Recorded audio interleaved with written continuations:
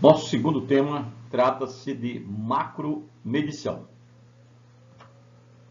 Com as ferramentas de macromedição, será possível o gerenciamento do sistema de abastecimento de água e mensuração correta das variáveis de vazão e, consequentemente, de perdas. A macromedição é responsável por definir o volume disponibilizado a uma determinada área objeto de controle e medição. Então, um macromedidor, nós vamos gerenciar o sistema com segurança, com confiabilidade. Aqui nós temos um exemplo esquemático de uma captação no rio. Aqui é a captação, a adutora, uma adutora de 3.500 metros, que passa em duas áreas críticas, uma área pantanosa e uma área arenosa. Então, esse tipo de instalação é muito comum na maioria das cidades. Quando nós fazemos o controle da captação, como nós já falamos, pega-se o volume registrado na placa da bomba e torna-se como valor verdadeiro aquilo que chega na estação de tratamento de água, não se fazendo nenhuma conciliação nas áreas onde passa a adutora. Provavelmente, nessas áreas pantanosas, nessas áreas arenosas, os vazamentos tornam-se não visíveis, de difícil achar esses vazamentos, e eles só vão ser encontrados quando se fizer um processo aí de macromedição e pitometria. Então, são difíceis de detecção a olho nu. A maioria dos vazamentos são de difícil detecção. Nas entradas das ETAs, são instaladas calhas Partial, com a finalidade de medição da vazão instantânea e mistura rápida do coagulante.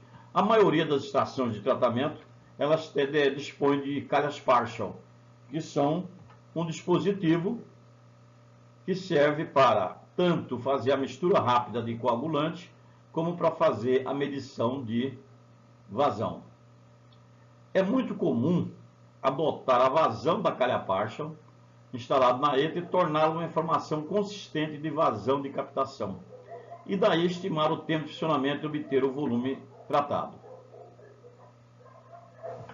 Esta pode ser uma informação falsa se não fizeram a calibração da calha Partial.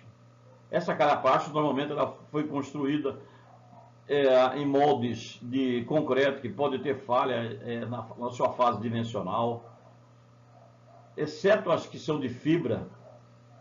Essas, inclusive as de fibra, elas devem passar por um processo de calibração para que tenha consistência a sua informação de vazão. O correto, portanto, é introduzir o macromedidor na adutora. Daí surgem duas questões. A primeira, qual macromedidor eu vou instalar? A segunda, em que local instalar? Então, no mercado está cheio de macromedidores, e eu vou selecionar o macromedidor e especificar o local onde vai ser a sua instalação. Para responder à questão 1, hoje o mercado oferece uma grande multiplicidade de medidores. Porém, em nosso curso, vamos ser objetivo e focar no custo-benefício e nos aspectos de operação e manutenção. Observando que jamais devemos medir por medir, e tampouco estimar, uma vez que erros nessas medições ou estimativas acarretará sempre em tomada de decisões equivocadas, podendo causar prejuízos imensuráveis. Gustavo Lamont. Medir por medir é pegar o medidor mais barato que tem na praça, colocar na linha e esquecer e dizer, não, a minha macromedição está completa, como forma de se cumprir alguns contratos de concessão por algumas concessionárias. Não adianta, é melhor não medir do que medir por medir. Temos que ter uma especificação correta, temos que ter equipamento de ponta para que o resultado seja satisfatório. Medição de vazão em condutos forçados. As medições em conduto forçado, nós destacamos dois tipos de medidores. O medidor eletromagnético frangeado, esse é o eletromagnético frangeado, ou chamado de eletromagnético de carretel, ele vem entre franges. Nós temos ainda o eletromagnético tipo wafer, que vai ser colocado vem sem franja, vai ser inserido entre franges. E o eletromagnético de inserção. O eletromagnético de inserção, que é esse dispositivo, ele vai ser inserido num tubo, num TAP, na tubulação. Então aqui nós temos o exemplo de um eletromagnético de inserção, que é esse medidor aqui, e que está inserido na tubulação. Aqui mais um exemplo de um medidor eletromagnético de inserção, um eletromagnético de inserção. A vantagem do eletromagnético de inserção para o eletromagnético de carretel, primeiro está na sua instalação. A dificuldade de instalação de um eletromagnético frangeado e um eletromagnético de inserção é muito grande, além dos custos envolvidos. Se for para medir, que seja utilizado um medidor confiável. E para sua seleção na medição de vazão volumétrica de líquidos, recomendamos um medidor de vazão magnético do tipo carretel ou inserção, que se baseia na lei de Faraday e que atende satisfatoriamente a uma grande porcentagem de aplicações. Então, no nosso curso, nós vamos tratar do medidor de vazão magnético do tipo carretel ou inserção. Então, aqui nós temos um medidor eletromagnético de carretel, que é esse medidor, e aqui um medidor eletromagnético de inserção. O único pré-requisito para se instalar esse tipo de macromedidor é que o líquido possua condutividade elétrica mínima, normalmente de 5 microsystem por centímetro. Ou seja, se a água contém condutividade elétrica, o medidor de vazão magnético do tipo carretel ou de inserção, ele vai poder ser utilizado. E quando que eu vou usar o eletromagnético de carretel ou eletromagnético de inserção? Vamos analisar primeiramente o custo. Aqui num gráfico nós temos no eixo Y a relação preço do carretel pelo preço de inserção e no eixo X o diâmetro do tubo. Nós observamos o seguinte: até o limite de 200 milímetros, tanto faz utilizar o de carretel ou de inserção, que o resultado financeiro é o mesmo. A partir do diâmetro de 200 milímetros, o medidor de carretel passa a ter um crescimento de preço muito grande, enquanto que o medidor de inserção ele tem preço constante, independente se vai colocar no diâmetro de 200, 400, 600, 1.600 milímetros, 66 polegadas. Então, isso aqui é um dado muito importante na seleção do medidor de inserção ou de carretel. Ambos medidor magnético. Tipicamente, o medidor magnético do tipo carretel apresenta erro abaixo de 0,5% da leitura e o verdadeiro medidor magnético de inserção apresenta erro abaixo de 2,2% da leitura. Nós colocamos aqui sublinhado o verdadeiro medidor magnético de inserção. Por quê? Porque tem muitos medidores magnéticos na praça, mas o verdadeiro é aquele que tem algumas características que vamos mostrar logo a seguir. Então não é só comprar, quero um medidor magnético de inserção no diâmetro, para um tubo de diâmetro tal, com a vazão estimada em tal. Não, eu tenho que comprar um medidor com especificação correta para que eu tenha um verdadeiro medidor magnético de inserção, e não uma chave de fluxo. Portanto, é um erro que viabiliza a sua aplicação em empresas de saneamento. 2% de erro na empresa de saneamento é perfeitamente aplicável. Pode não ser aplicado em outras situações, mas para água, esgoto, isso aqui, esse erro é admissível. Qual que é o princípio de medição de vazão eletromagnética tipo inserção? Nós vamos utilizar o medidor. E qual que é o princípio que baseia esse medidor para fazer a medição de vazão? A vazão é obtida pela seguinte equação. Vazão é igual a força eletromotriz vezes uma constante K vezes A, área. Onde Q é a vazão, força eletromotriz induzida, K, constante de calibração determinada pelo fabricante, área. Como a força eletromotriz vezes K igual a velocidade, simplificaremos a equação para vazão velocidade vezes área. Essa aqui é a famosa equação da continuidade. Vazão é velocidade vezes a área. Então, esse é o princípio de medição do medidor de vazão eletromagnético.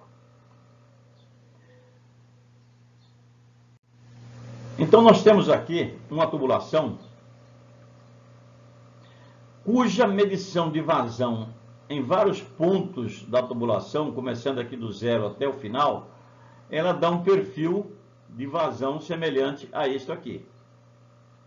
Onde, teoricamente, o vetor velocidade de maior módulo é encontrado no centro da tubulação. Então, a velocidade máxima é encontrada aqui no centro da tubulação. E o vetor velocidade média é encontrado a 1/8 ou 7/8 do diâmetro do tubo. Então, ele está aqui ou aqui, a velocidade média. Nós utilizamos aí no nosso cálculo não a velocidade máxima, mas a velocidade média. Como a vazão é obtida pela multiplicação da velocidade média pela área, e o medidor é capaz de medir apenas a velocidade pontual, há necessidade de ser inserido o primeiro fator de correção, aqui denominado como Kp. Na equação de determinação da vazão para os medidores magnéticos de inserção, ou seja, um fator que irá transformar o vetor velocidade medido em um vetor que corresponderá à média de todos os vetores, logo teremos que a vazão é igual à área vezes a velocidade vezes um fator de correção Kp, que é para corrigir a questão da velocidade média. A área passa a ser a área do tubo menos a área de inserção. Eu tenho a área do tubo e inseri um dispositivo. Então, a área já foi tolhida por essa projeção da haste do sensor na tubulação. Então, a área passa a ser a área do tubo menos a área de inserção. E, por isso, outro fator imprescindível nos medidores magnéticos de inserção é o que chamamos de coeficiente de inserção, aqui denominado como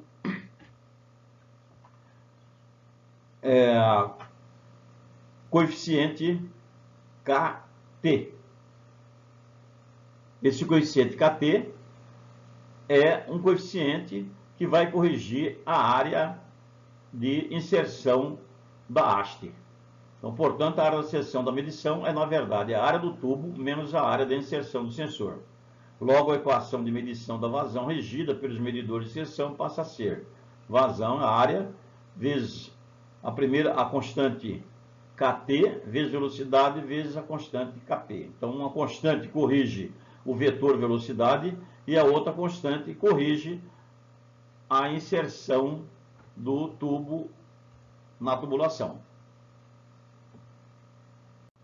Temos então que a vazão é igual a área vezes coeficiente Kt vezes V vezes Kp, aonde Q é a vazão, A é a área KY, coeficiente de inserção, V, velocidade pontual, e KP, fator de correção do perfil. Finalmente, ao expandirmos a equação acima para apresentar a força eletromotriz, podemos observar que um medidor magnético de inserção necessita de no mínimo 3 tipos de constante de correção, conforme a seguir. A vazão é igual a área vezes KI, vezes força eletromotriz, vezes um fator K, vezes fator KP.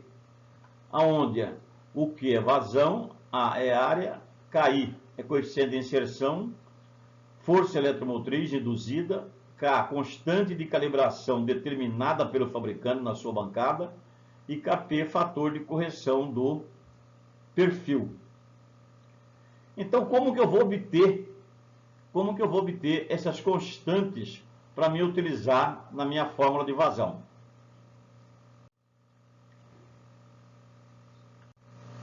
Obtenção das constantes KI, K e KP, da fórmula de medição de vazão pelo medidor de inserção.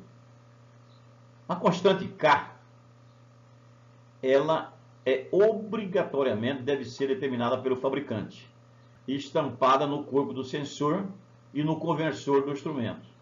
Deverá constar um campo específico para a entrada desse valor. Então, a constante K, ela já vem determinada pelo fabricante. O que eu tenho que ter é essa constante registrada e no conversor do instrumento ter a possibilidade de entrar com esta constante.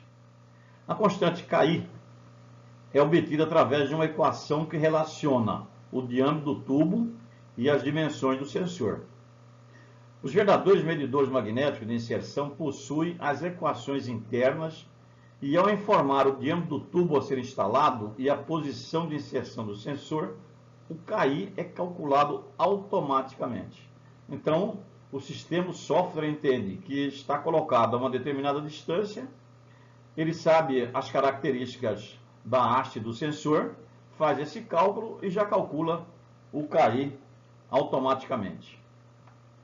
O KP, a constante KP, apesar de poder ser determinada automaticamente pelos medidores magnéticos de inserção, levando em consideração o perfil de velocidade ideal, recomenda-se em situações práticas que a mesma seja feita utilizando-se o próprio medidor e em seguida o valor calculado deve ser digitado manualmente. Essa fórmula, o KP é obtido pela velocidade média dividido pela velocidade central. Este KP, apesar de poder ser determinado automaticamente pelo medidor, é interessante que se faça uma verificação e se faça uma medição desse KP. Como que é feito isso? Eu tenho um medidor de inserção, aqui tem uma tubulação com o medidor de inserção instalado e o conversor. Então eu tenho que determinar o KP, é o fator de correção do perfil. É a velocidade média dividido pela velocidade central. Vamos admitir um tubo de 500 milímetros. Iremos dividi-la em 10 tramos conforme a seguir. Então eu divido o tubo de 500 milímetros, divido em 10 partes. Aqui tenho 10 seções com 11 posições. Então a primeira posição seria aqui no 0. Segundo, 500 dividido por 10 dá 50. Então teria o segundo ponto a 50 milímetros, a 100, a 150, 200 até o final 500 milímetros. Então eu tenho vários pontos. Em cada ponto desse, no ponto 0, eu subo o meu medidor de inserção, ele funciona igual o tubo pitot. Subo o medidor de inserção, ele vai me dar o quê? Ele vai me dar a velocidade naquele ponto. Me deu a velocidade de 0,75 nesse exemplo nosso. Eu baixo o meu medidor de inserção até o ponto 50 milímetros e ele vai me dar aqui no conversor uma velocidade medida de 0,79. E assim sucessivamente eu faço todas as medições de vazão. Então, eu tenho aqui, por exemplo, na velocidade média, no ponto 250, na metade do tubo, eu tenho a velocidade central de 0,91. Essa é a velocidade central. Qual que é a velocidade média? A velocidade média é a velocidade que eu vou fazer do cálculo da média de todas essas velocidades. Então, com isso, eu tenho que a velocidade média é V1, V2, V3 até o Vn, que é aqui no caso na posição 11. Somando todas essas velocidades, fazendo a média, eu obtenho uma velocidade média de 0,837273. Então, eu já tenho aqui a minha velocidade média, que é a média das velocidades que eu fiz no campo essa medida. Eu já obtenho automaticamente um gráfico que mostra desde o ponto superior do tubo, que aqui é o ponto superior do tubo, aqui os pontos onde foi inserido o meu medidor de inserção, no ponto 1, no ponto 2, no ponto 3, até o ponto 11, um gráfico da vazão. Esse gráfico me mostra o perfil chamado perfil de velocidade. Aqui no centro eu tenho a velocidade central 0,91. Então, como o Kp é Vm dividido por Vc, velocidade média dividido por velocidade central, eu tenho Kp igual a 0,837273 dividido por 0,91, eu tenho um Kp de 0,9208. Assim, nós temos todas as informações, todos os fatores de correção para introduzir no nosso medidor. E aí nós podemos chegar na questão crucial, na questão fundamental do nosso tema agora de macromedidor. Qual macromedidor a instalar? Eu tenho que responder essa pergunta com essa especificação. O macromedidor a ser instalado será um medidor eletromagnético de inserção. Então, nós vamos selecionar sempre medidor eletromagnético de inserção, dotado de um conversor com a possibilidade de inserir o diâmetro real da tubulação e da posição de inserção do sensor no conversor. Então, lá no meu dispositivo de conversor, eu tenho que ter o campo para me inserir o diâmetro real da tubulação e que posição eu coloquei o meu conversor, o meu sensor, devendo calcular automaticamente o fator de correção de inserção e possuir o campo para inserir a correção do perfil de velocidade, além do campo para informar a constante K do sensor determinada pelo fabricante. E possuir ainda um assunto muito importante. O meu medidor eletromagnético de inserção tem que ter um sistema de autolimpeza. Esse sistema de autolimpeza é uma inversão de polaridade que se faz, pode ser programado para que esse sistema de autolimpeza evite possíveis processos de incrustações. Então, aqui eu tenho o meu tubulação, eu tenho o meu medidor de inserção, meu conversor. Além da especificação do meu medidor de inserção ser um medidor eletromagnético de inserção, eu tenho que ter um conversor com estas características. Aí sim, eu tenho um verdadeiro medidor eletromagnético de inserção.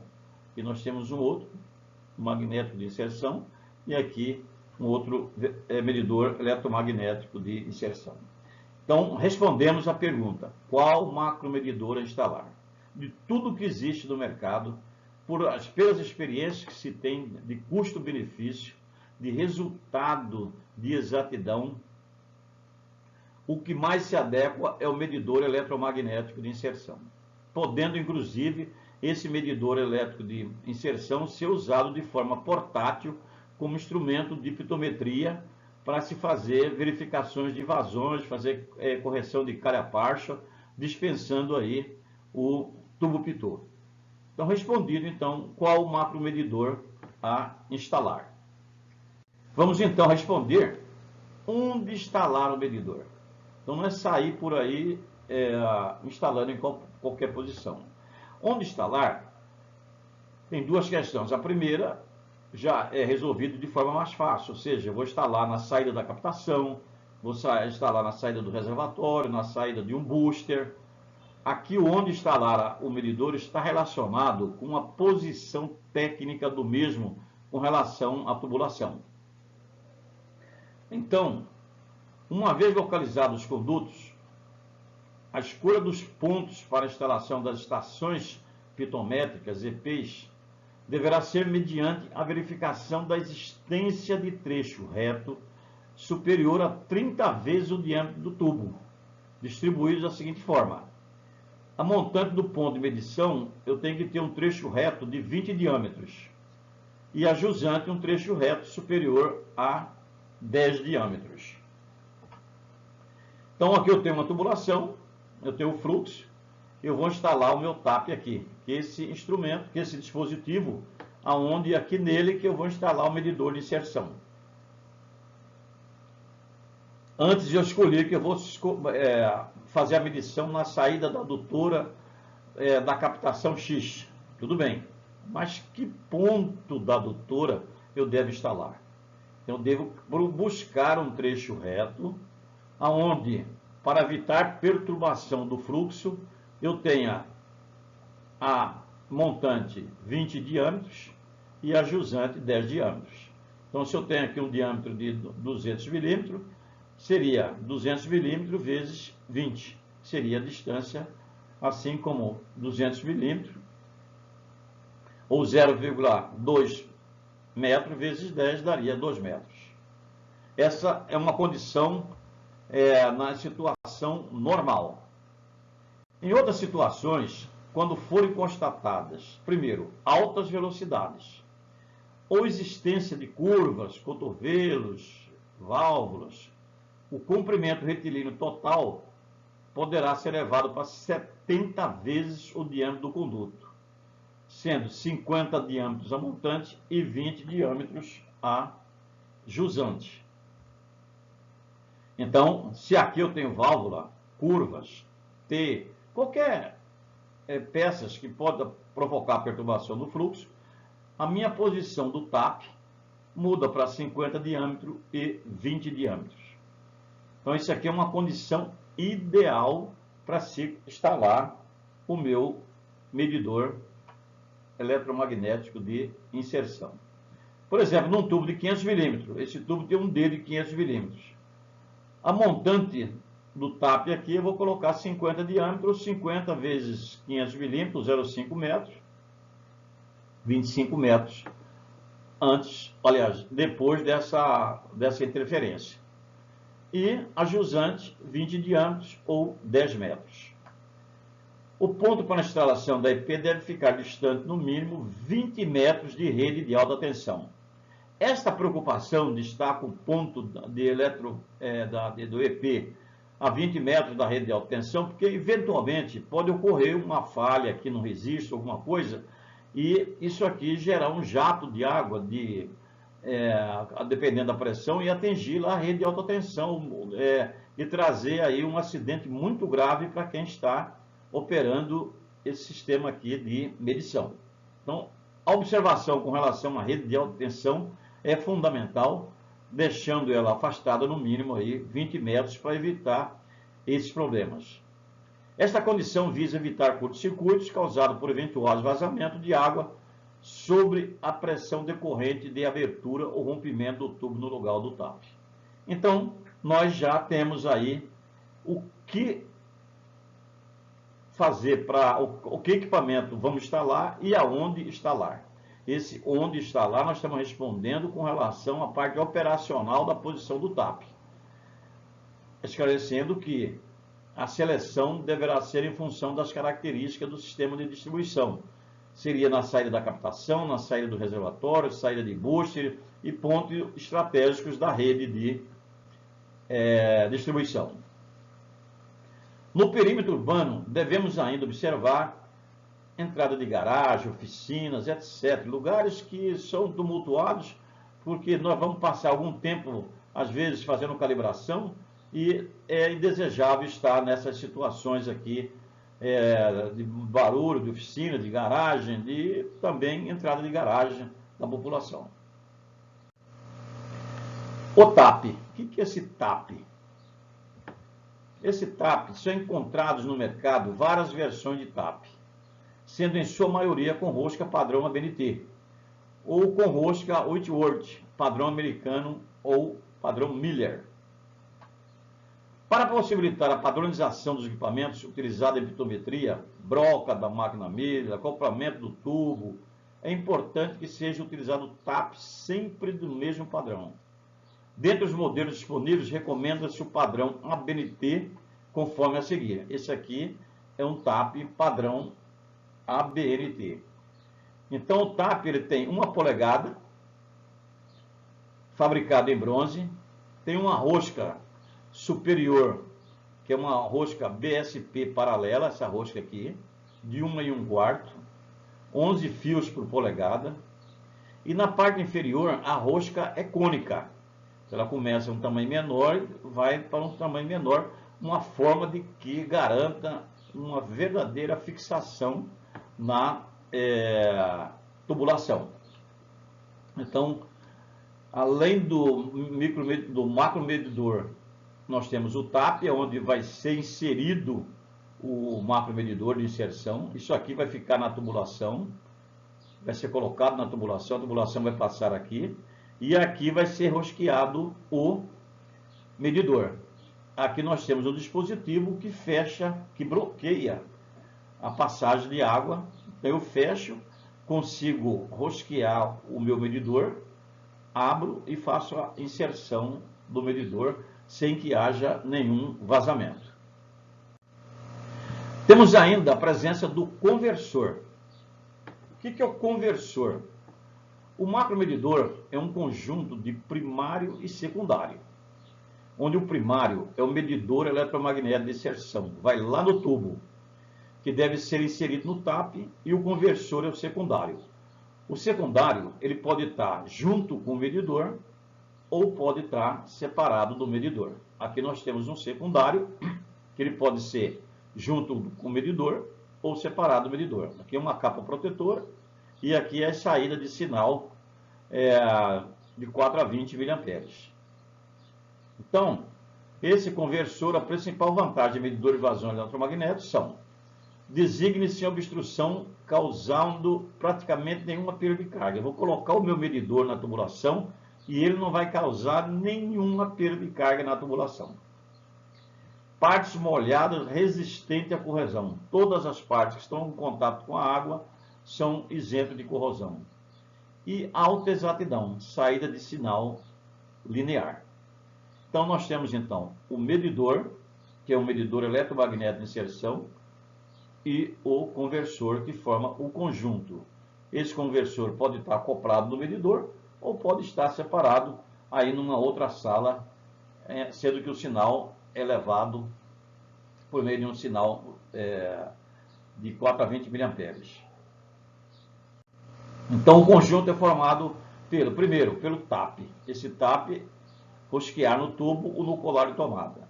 Algumas situações eu não consigo colocar diretamente no tubo, então eu vou ter que colocar num colar de tomada.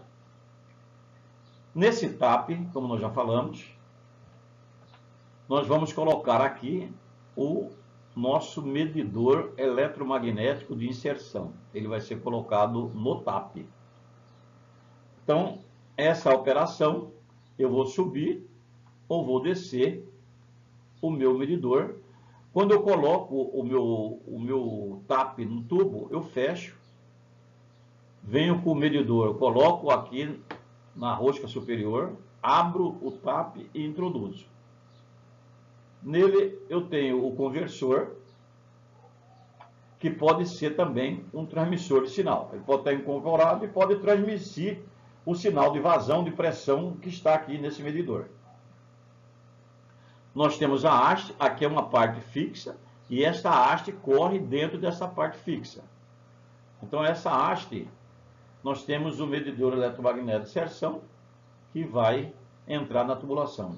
Aqui também nós temos um outro medidor, aqui instalado numa grande tubulação, o nosso medidor de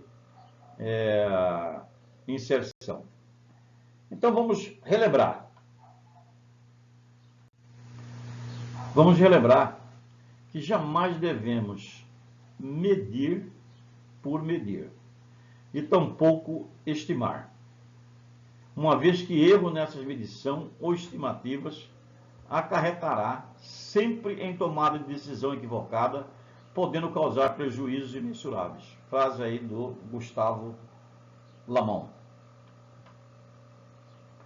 O macromedidor a ser instalado, que é a nossa resposta à nossa questão, será um medidor eletromagnético de inserção, dotado de um conversor, com a possibilidade desse conversor inserir o diâmetro real da tubulação e da posição de inserção do sensor no conversor, devendo calcular automaticamente o fator de correção de inserção e possuir o campo para inserir a correção do perfil de velocidade, além do campo para informar a constante K do sensor determinado pelo fabricante e possuir sistema de autolimpeza.